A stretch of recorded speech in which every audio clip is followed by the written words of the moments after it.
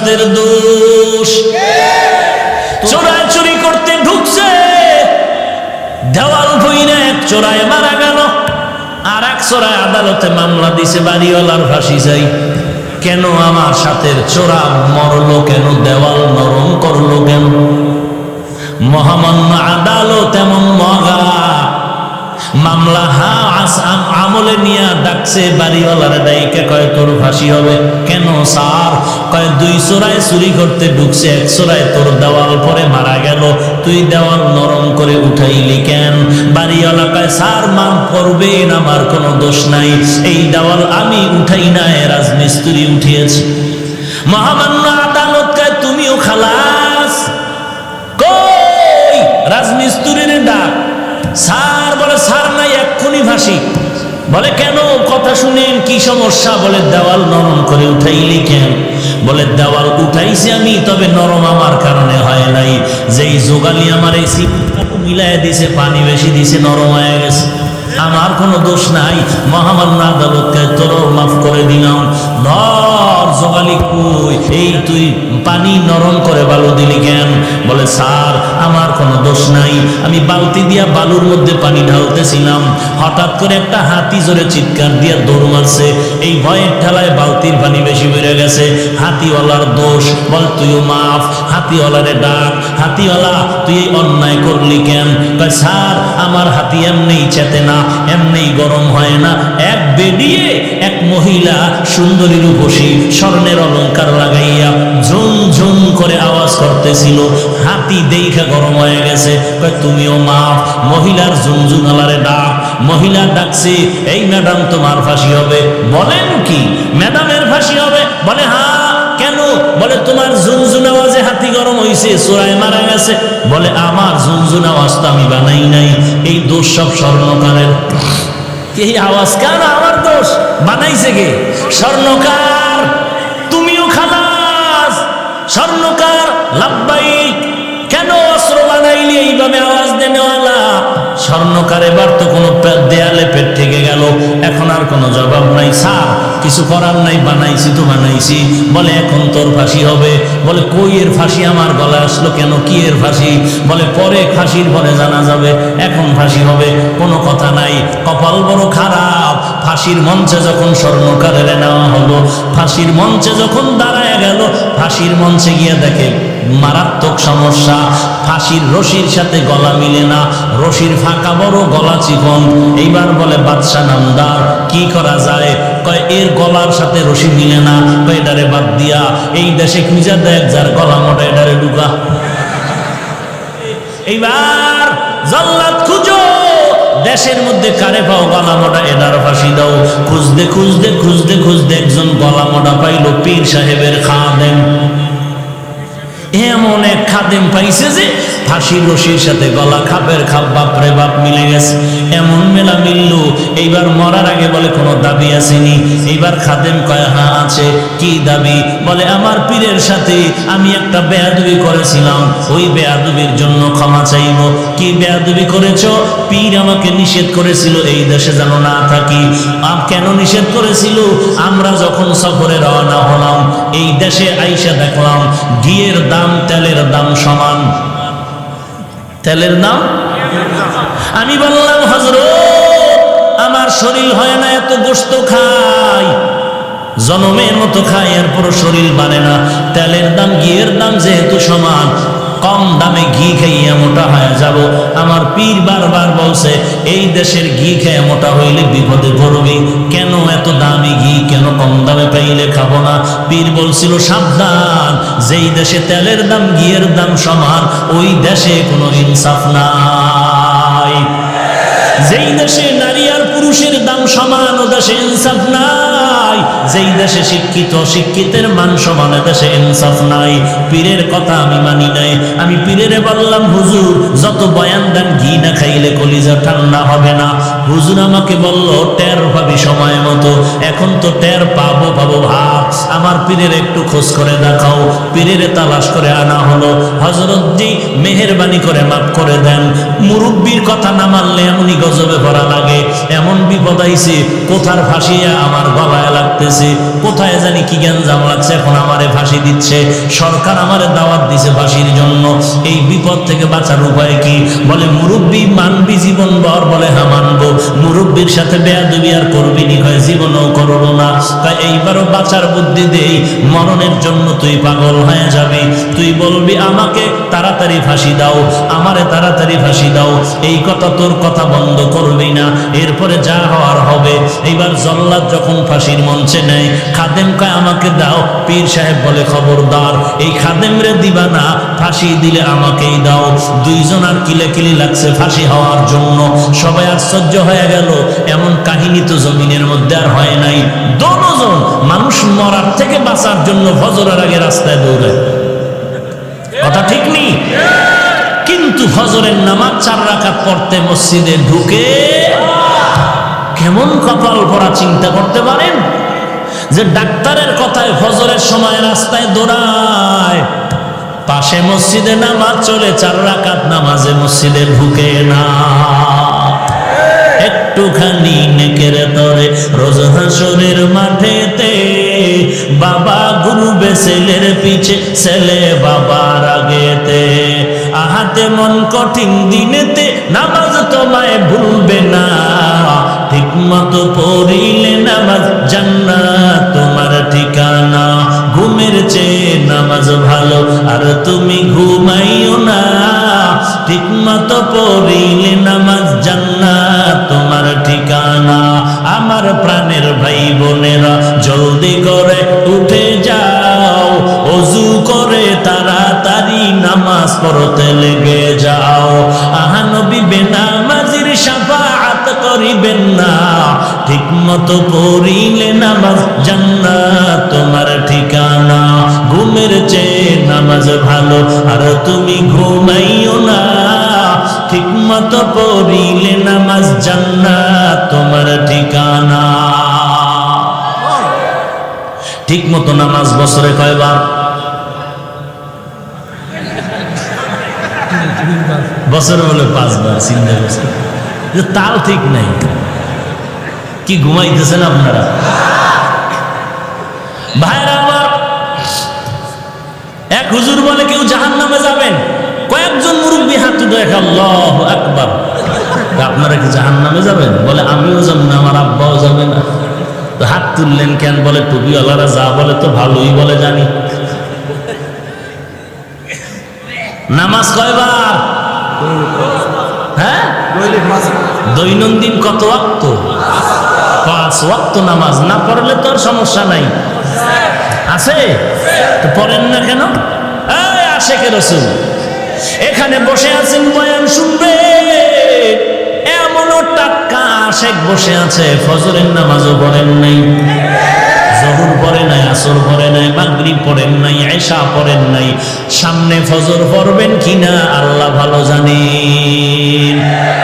মদিনার নবী বলেন, এর উম্মতের দল, কাফের আর মুসলমানের মধ্যে ব্যবধান, বেঈমানের গোষ্ঠী নামাজ পড়ে না, আর যারা মুমিন নবীর আশিকেরা একবারের নামাজও ছাড়ে না।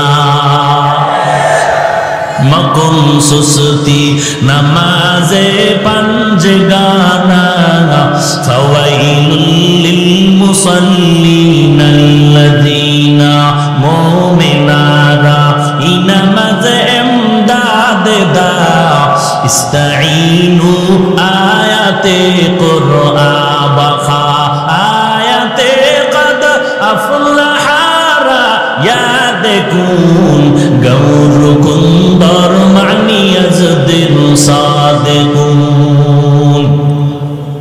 পীর মরার জন্য রেডি খাদেমও। বাদশার কানে খবর গেল, স্যার এমন কাহিনী, পীরেও মরতে চায়, মুরিদও মরতে চায়। বাদশা কয়ে আজিব কারবার, আমি দেখতে আসতেছি। সামনে বাদশা হাজির হয়ে গেল। কিও আপনারা দুজন মরতে চান, কারণ কি? পীর সাহেব বলে, বাদশা আপনি জানেন না? হেকমতি জবাব দিলেন, এই মুহূর্তে যদি ফাঁসি হয় বিনা হিসাবে জান্নাত পাবে। বাদশা কয়, তো জীবনে আকাম কম করলাম না,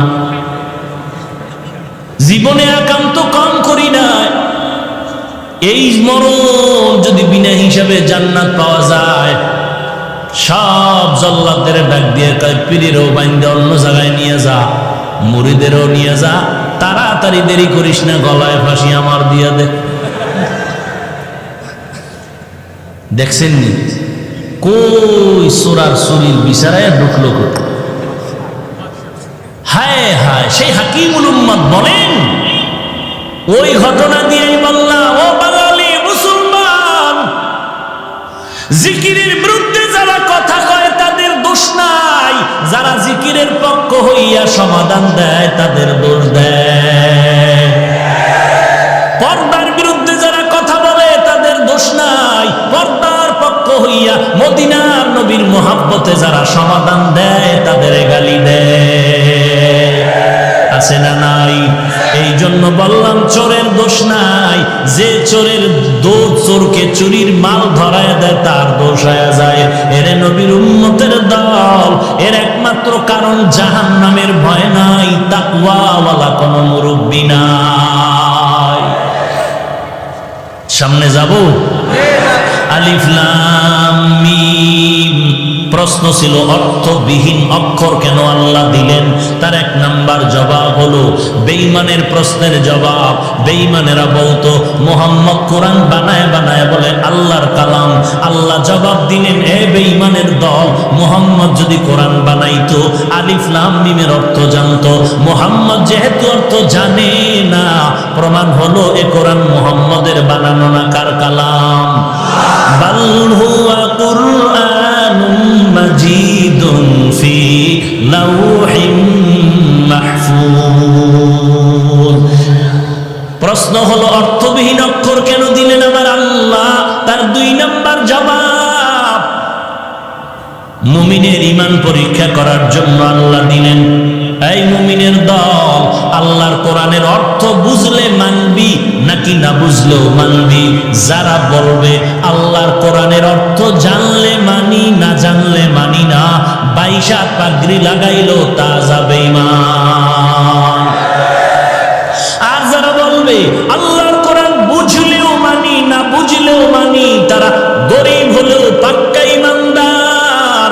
এরে বান্দা, বলো বলো বলো, ঈমানওয়ালারা মুহাব্বতে বলো, চিন্তা করে বলো, আল্লাহর কোরআন বুঝলে মানবা নাকি না বুঝলেও মানবা?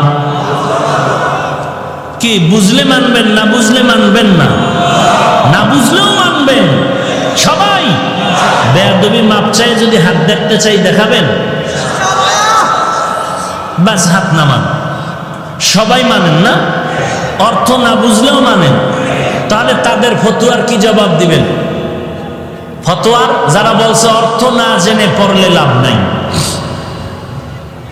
আপনারা এই খবর জানেন না? হ্যাঁ, আরে ভাই, এক বয়ান 1, 2, 3 অন 2 থেকে একেবারে 20টা পর্ব আকারে এরকম বক্তব্য বের হচ্ছে ইউটিউবের মধ্যে। অন পর্ব, দ্বিতীয় পর্ব, তৃতীয় পর্ব, পঞ্চম পর্ব, চতুর্থ পর্ব। পুরা পর্বের বিষয় হলো অর্থ না জেনে কোরআন পড়লে লাভ নাই। এইটা বুঝাইছে শুধু পর্ব আকারে বক্তব্য দিয়ে। আর আপনারা বলেন কোরআন শরীফের অর্থ না জেনে আমরা মানতে রাজি, আর তারা পর্ব আকারে বক্তব্য দিতেছেন অর্থ না জাইনা পড়লে লাভ নাই। এখন তাদের ফতোয়া মানবেন? কথা বলেন। এখন যদি আপনি বলেন যে আমি তার বিরুদ্ধে বললাম, কেন তার বিরুদ্ধে বললাম? হ্যাঁ, কোরআনের ইজ্জত রক্ষার্থে উম্মতকে জাহান্নাম থেকে বাঁচাইতে যা বলার তা বলতে হবে। যদি কারো স্বার্থে আঘাত লাগে সেজন্য কিছু করা নেই। বুঝাইতে পারলাম? তাহলে কোরআনের অর্থ না জেনে পড়লে লাভ আছে না নাই? এবার শুনেন মদিনার নবীর কথা। ক্বালান নবিয়্যু সাল্লাল্লাহু আলাইহি ওয়া আলিহি ওয়াসাল্লাম, মান ক্বারাআ হারফাম মিন কিতাবিল্লাহ ফালাহু হাসানা ওয়াল হাসানাতু বিআশরি আমসালিহা। নবী বলেন আল্লাহর কোরআনের একটা অক্ষর পড়লে সাথে সাথে একটা হাসানা পাইবা। একটা হাসানার পরিমাণ 10টা নেয়, হয় না? নবী বলেন লা আকুলু আলিফ লাম মিম হারফুন ওয়ালাকিন আলিফুন হারফুন ওয়া লামুন হারফুন ওয়া মিমুন হারফুন। আমি নবী বলি না আলিফ লাম মিম তিনটা মিলে একটা অক্ষর। আমি নবী না, আমি নবী বলি আলিফ আলাদা অক্ষর, লাম আলাদা অক্ষর, মিম আলাদা অক্ষর। যারা পড়বেন আলিফ লাম মিম সাথে সাথে 30টা নেক পেয়ে যাবেন। যারা বলে অর্থ না জেনে কোরআন পড়লে লাভ নাই, তাকে জিজ্ঞেস করেন আলিফ লাম মিমের অর্থ কি। নাম্বার 2, আজকে এশার নামাজ মাগরিবের নামাজ আপনারা পড়ছেন কিনা? পড়ছেন। ইমাম সাহেব সামনে গিয়ে কেরাত আসতে পড়ে না জোরে পড়ে? ইমাম সাহেব এমন একটা সূরা পড়ছে মুখস্থ, ওই অর্থ ইমাম সাহেব জানে না, আমরা মুক্তাদিরাও জানি না। বলে নামগো নামাজ হবে নি? কোরআন তেলাওয়াতের সওয়াব পাবনি? আসেন 3 নাম্বার, রমজান মাসে খতমে তারাবি পড়েননি? 12 বছরের একটা হাফেজে কোরআন ইমামতির মুসাল্লায় গিয়া ওই 27শে কদর পর্যন্ত দৈনন্দিন 1.5 পাড়া 1 পাড়া পড়ে কোরআন মুখস্থ পড়তেছেন। হাফেজ সাহেব অর্থ জানে না, আমরা মুক্তাদিরা তো আগের থেকেই জানি না। বলে নামগো তারাবির তেলাওয়াতের সওয়াব পাবো না, গুনাহ হবে? এবার বুঝেন এই কথাগুলো বলার দরকার নাই তো। এটি বললেই তো পর্বওয়ালার চান্দি গরম হবে। আমি তো আর পর্বওয়ালার দিকে তাকায় কথা বলবো না, আমি তো উম্মতের ঈমান বাঁচানোর জন্য বলবো। কথা ঠিক কিনা বলেন? এখন যদি বলেন হুজুর মুখের পিছে লাগলেন কেন, ওরে উনি কোরআনের পিছে লাগলো কেন, এটা না আগে জিজ্ঞেস। আমি হুজুরের পিছে লাগছি, উনি কোরআনের পিছে লাগলো কেন, উনি সুন্নতের পিছে লাগলো কেন? এত দুনিয়ার বয়ান আছে, দুনিয়াতে কোরআন হাদিসের বয়ান, নামাজের বয়ান, পর্দার বয়ান, যাকাতের বয়ান, সব বাদ দিয়া ওই উম্মতের মাঝে এমন বয়ান কেন করবে যেই বয়ানে উম্মতের আলেম ওলামারা, উম্মতেরা বিভ্রান্তে পড়ে যায়? ভাইরা আমার, কষ্ট হচ্ছে আপনাদের? লম্বা কথা, আর একটু সামনে আগাই। আমি যত তাড়াতাড়ি পারি গুছাই নিব। এই উঠবেন না কেউ, উঠলেই আমি হাত উঠে ফেলব। তখন কানলেও মোনাজাতের কান্দা হবে, বুঝেন নাই? তখন আর হাত নিচে নামবে না, কানলেও দোয়া হবে, মোনাজাতের কান্দা। চলবে আর একটু? থাকবেন সবাই? কারা কারা থাকবেন না?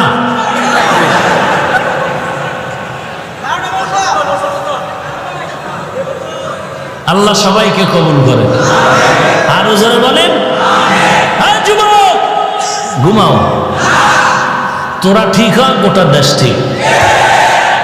পৃথিবীতে 800 কয়বার, যাবি কয়বার? মুনাফিকের মতো হয় মরিস না, হকের ঝান্ডা উঁচু করে মারতে হবে। কোন মুনাফিকি করবি? আমাদের কোন অন্ধভক্ত হওয়া যাইব না। আব্বারেও মানি, আমার পীরকে মানি কতক্ষণ? আল্লাহ এবং নবী মানবেন যতক্ষণ। যদি দেখি আমার পীর, আমার আব্বা আল্লাহ মানে না, নবী মানে না, তাকেও মানা যাবে? মানা যাবে না কথার অর্থই না তারে গালি দিব, খবরদার।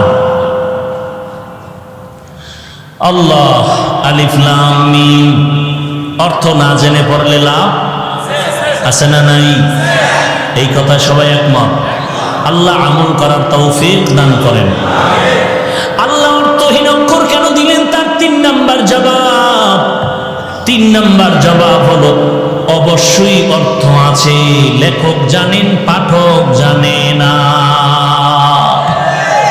ভিজিটিং কার্ড আছে না, কার্ডের মধ্যে একজনের নাম লিখলেন HMA রহমান, এখন আর একজনে তর্জমা করে H মানে হাজী সাহেব, M মানে মাওলানা।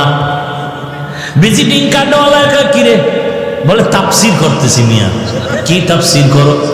বলে HMA রহমান, H এর তাফসীর করলাম হাজী সাহেব। 13 বার ইস্তেগফার পড়, কারণ আমার 14 গোষ্ঠীর মধ্যে কেউ হজ করার সুযোগ পায় না। আমি যাবো যাবো বলে যাই নাই, চেষ্টা আছি সুদের টাকাটা বুড়া পাইয়া যাবো। আছে না নাই? কি খুশির খবর, সুদের টাকা হজে যায় বদমাস। আছে না নাই? সুদ খাইয়া কি খুশি, কয় জানো এই বিল্ডিং আমার সুদের টাকায়। ও ভাইজান, তুমি সুদ খাইয়া কি পরিমাণ নিচে নেমেছ? তোমার আপন মায়ের সাথে তুমি লিপ্ত আছো, নিজের আপন মায়ের সাথে জিনার গুনাহে লিপ্ত তুমি, একটা নেক আমল আল্লাহর কাছে গ্রহণ হবে না। ভাইরা আমার, এরপরে বলে তুই এম দ্বারা কি বুঝাইলি? বলে মাওলানা জীবনে তো মাদ্রাসার বারান্দায় পাড়া দেই নাই, দয় মুসফর। বলে তাহলে তুমি এই চেম দিয়ে কি বুঝাইলা? বলে এই দ্বারা আমার বংশ হাওলাদার, এম দ্বারা মুহাম্মদ, এ মানে আব্দুল রহমান তো স্পষ্ট। তাহলে এইচ এম এ অক্ষরগুলো দিলেন, অর্থ লেখক জানে, কে জানে না? আলিফ লাম মিম, আলিফ লাম র, এগুলোর অর্থ আছে, কে জানেন? আমার আল্লাহ, কোন মাখলুকত জানে না। টোটাল বয়ানের কি রেজাল্ট পাইলাম? আল্লাহ কোরআনে অর্থবিহীন অক্ষর দেন নাই, আল্লাহ পাক অর্থ সহ অক্ষর দিয়েছেন। তবে আল্লাহ তার অর্থ জানেন, আল্লাহু আ'লামু বিমুরাদিহি, আল্লাহ তার অর্থ জানেন, আর কেউ জানে না। 4 নাম্বার জবাব দিবনি, অর্থ নবীও জানে, অর্থ নবীও জানে, তবে উম্মতের জানায় নাই কেন? বলে এটা বন্ধুর সাথে বন্ধুর কথা বলার পাসওয়ার্ড, গোপন নাম্বার। এই পাসওয়ার্ড আসেনি রে যুবক? হ্যাঁ, কি সুন্দর লেখো না, H+S বাথরুমে। কি বিশাল একটা কাগজ পাইছে বাথরুম, আর লেখার কাগজ নাই, বাথরুমে গিয়ে লেখে H+S। হায় হায় হায়, এরে সন্তান, লেখার জন্য কলম বানাইছে, বাথরুমে লেখার জন্য না। বরং বাথরুমে যদি তুই লেখো ব্রেন কমে যাবে, খালি হয়ে গেলে ব্রেন কমে, খালি মাথায় বাথরুমে গেলে ব্রেন কমে যায়। পড়ালেখা মনে থাকে না, থাকবে কেমনে? আকাম তো কম করো না। ও যুবক ভাই, রাগ করবা না, পাও দুটো আগায় দিলে আমি পায়ে হাত রেখে বলবো, এই জমিনে আল্লাহর কসম একবার, আল্লাহর কসম 2 বার, আল্লাহর কসম 3 বার। ও যুবক ভাই, এই জমিনে তোমার মা তোমার বাবা এত আপন না, টুপিওয়ালারা তোমাদের যত আপন। তোর জীবনটারে নষ্ট করেছে তোর মা বাবা, আর যুবকের মাথায় টুপি উঠিয়েছে, দাড়িওয়ালা বানিয়েছে ওলামায়ে কেরাম। তোকে জাহান্নাম থেকে বাঁচাবার ফিকির নিয়ে পায়ে ধরে ধরে আলেম হক্কানি ওলামায়ে কেরাম বয়ান করতেছে জাহান্নাম থেকে বাঁচানোর জন্য।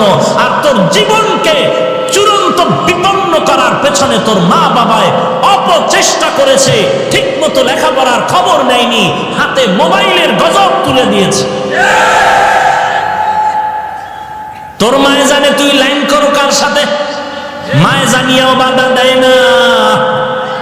আবার অনেক মা ভয় পায়, দিলে কিনে জানি মাইর খাওয়ান লাগে, আছে না নাই? বাবায় জানতেছে তারপরও বাধা দেয় না। বাবায় জানে পার্কে ঘুরে বাধা দেয় না, আর বাধা দিবে কসু। বাবায় কয় টাকা নে, টাকা নে। কেন আব্বু? আগামীকাল ভ্যালেন্টাইন্স ডে। কবে কবে কবে? কথা কয় না, কাইল কাইল। কবে? 14ই ফেব্রুয়ারি বিশ্ব ভালোবাসা দিবস বনাম বেহায়া দিবস। তোরা একটা ভালোবাসা করবি না? আরে ভাই, দিনের ভালোবাসা কর, করবি? তাহলে 500 টাকা যদি ভাড়া লাগে, যাবি ঢাকা। 14ই ফেব্রুয়ারি ঢাকা মাদ্রাসার মাহফিল, মোহাব্বতের নজরে দিল খুলে সবাইকে দাওয়াত দিলাম ঢাকা। যেই মাদ্রাসার খেদমত করি, ওই মাদ্রাসার মাহফিলে সকলকে দাওয়াত। তোমরা জীবনভর নাপাক রাস্তায় ভালোবাসা করেছো, আগামী ফেব্রুয়ারি 14 তারিখ ভালোবাসা হবে আল্লাহর দ্বীনের ভালোবাসা। ইনশাআল্লাহ যাবেন? ভাই 200-300 টাকা খরচ হইব। এমনি তো আকামের ভালোবাসায় কি পরিমাণ খরচ করছো তুই নিজেও জানো না। তো আল্লাহর দ্বীনের ভালোবাসায় যদি ভাড়া লাগে 500 টাকা দিয়ে যাওয়া যাবে না? কি যাবে? ইনশাআল্লাহ। সকলকে দাওয়াত দিলাম, কবুল করলেন? কবে কবে? 14ই ফেব্রুয়ারি ইনশাআল্লাহ। ফজর পরে চলে যাবেন। এই বয়ানের পরে পোস্টার হ্যান্ডবিল আছে, নিয়ে যাওয়ার সময় সব ঠিকানা এবং দাওয়াতি মেহমান কারা কারা লেখা আছে। ইনশাআল্লাহ যাবেন? আল্লাহ আপনি সবাইকে কবুল করেন। ভাইরা আমার, আলিফ লাম আর সামনে আগাইলাম না, এই আলিফ লাম সারলাম আর একটু যাই। জালিকাল কিতাব, যাব?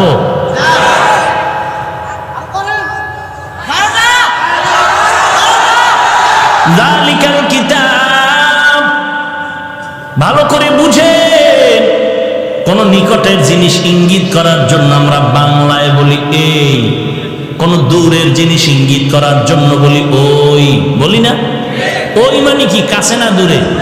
আর এই মানে, এটার আরবি গ্রামার কি বলে? ওই মানে জালিকা, ওই কিতাব মানে জালিকাল কিতাব, আর এই কিতাব মানে হাদাল কিতাব। এখন বলেন আল্লাহর কোরআন দূরে নাকি আমগো কাছে? বলেন না কেন? তাহলে হবে হাদাল কিতাব।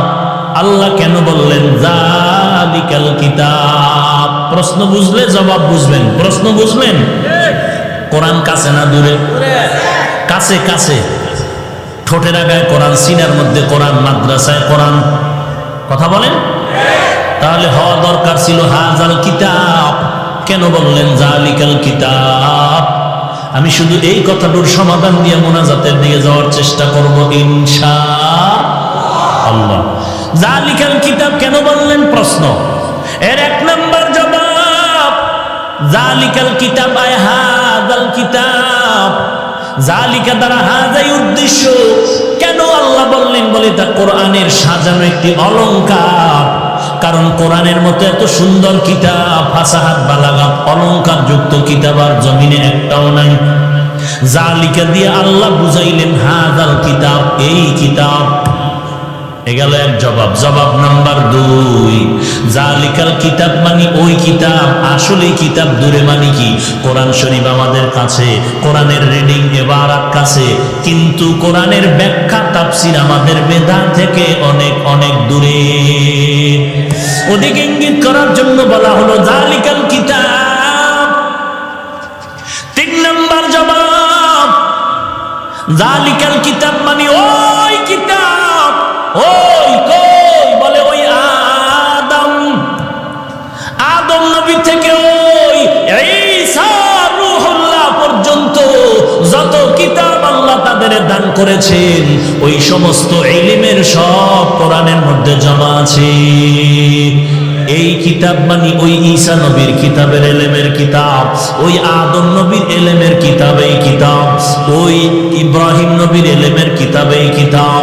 জবাব নাম্বার 4, জালিকাল কিতাব মানে হলো ওই লাউহে মাহফুজের কিতাব। লাউহে মাহফুজ চিনেননি? এই যে আপনাদের সিলেট হবিগঞ্জের কাছে শিক্ষক ছাত্রকে বলে, এই ছাত্র বলো তুমি আসমান কাছে না হিমালয় পর্বত কাছে? ছাত্র কয়, স্যার আসমান অনেক কাছে, হিমালয় পর্বত দূরে।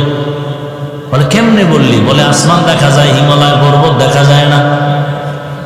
এরে নবীর আশিক উম্মতের দল, লাউহে মাহফুজের কিতাব মানে ওই দূরের কিতাব। কোথায় সে লাউহে মাহফুজ? আমরা যেই জমিনটার মধ্যে বিচরণ করি, দর্শন বলে এর নাম পৃথিবী। উপরে তাকাইলে দেখি খালি খালি খালি, বিজ্ঞান আর দর্শন বলে মহাশূন্য। নবী বলেন আমি মেরাজের রাত্রে এগুলো অতিক্রম করে করে মাপ দিয়া দিলাম আল্লাহর পক্ষ থেকে। এই যে মহাশূন্য দেখতেছি, এই মহাশূন্যের দূরত্ব হলো 500 বছরের পথ। এর উপরে হলো প্রথম আসমান। আমরা যে দেখতে পাই আসমান কত দূর? কথা কয় না? 500 বছরের দূর। এই মহাশূন্যের মাঝখানে একটা স্তর আছে যেটাকে বলে মধ্যাকর্ষণ। কিছু জিনিস রেখে দিলে পরেও যায় না, উপরেও যায় না। দুনিয়ার বিজ্ঞানরা মাথা খাটাইয়া স্যাটেলাইট বানায় ওখানে রেডি করে রাখছে, আর ওই স্যাটেলাইটের মাধ্যমে জগতের খবর নিয়ে এরপরে সেন্টারের মধ্যে দেয়। আর আমরা ভয়েস অফ আমেরিকার খবর স্যাটেলাইটের মাধ্যমে দুনিয়ার সব খবর জানতে পাই। নবী বলেন আমি বাইতুল্লাহ থেকে বাইতুল মাকদিসে গেলাম, ওখান থেকে আমার জন্য আল্লাহ লিফটের ব্যবস্থা করলেন।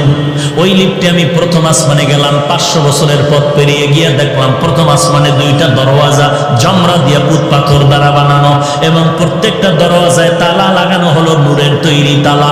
জিবরাইল আমিন বললেন দরজা খোল। ভেতর থেকে দারোয়ান বলল কে আপনি? বলে আনা জিবরাইল। ওয়া মাআক, আপনার সাথে কে? বলে হুয়া মুহাম্মদ সাল্লাল্লাহু আলাইহি ওয়া আলিহি ওয়াসাল্লাম। বলে এখানে আসার কি অনুমতি আছে নাকি? বলে হ্যাঁ আছে। দরজা খুলে দাও। বলে তালার চাবি কই? বলে চাবি হলো বিসমিল্লাহির রাহমানির রহিম। কপাল খারাপ যে বিসমিল্লাহটাও ঠিক মতো পড়তে জানি না রে মুসলমান। যদি ঘুমের ঘরে 21 বার বিসমিল্লাহির রহমানির রহিম করে ঘুমাও, আল্লাহ পাক রব্বুল আলামিন বিসমিল্লাহর বরকতে তোমার ঘর ফেরেশতা দিয়ে হেফাজত করবে। আজে বাজে স্বপ্ন দেখবা না। আর কপাল যদি খুলিয়া যায় 21 বার বিসমিল্লাহ পড়িয়া 13টা বিড়ি টানবা, দেখবা নবীর সাথে মোলাকাত হয়ে যাবে। বাংলাদেশে এত দামি দামি মজলিস হয়, সমাবেশ হয়, কোটি কোটি কোটি টাকা ব্যয় করে সমাবেশ, ভিআইপি বসার জায়গা,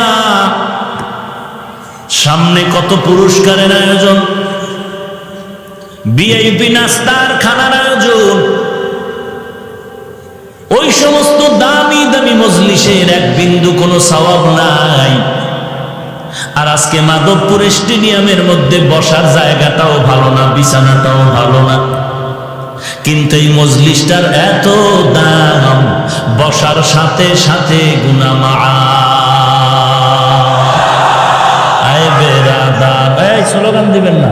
আয় বেরাদার দূরে বাসা জিয়ারে বদ, ইয়ারে বদ বদ তোর বুয়াদ আজমারে বদ মারে বদ তন হাতরা বর যা জানা, ইয়ারে বদ বর জানে ইমানত জানাত, ইয়ারে বদ রদ তুরা সোয়ে জাহিম, ইয়ারে নেকু গিরে তায়া বিনাইম।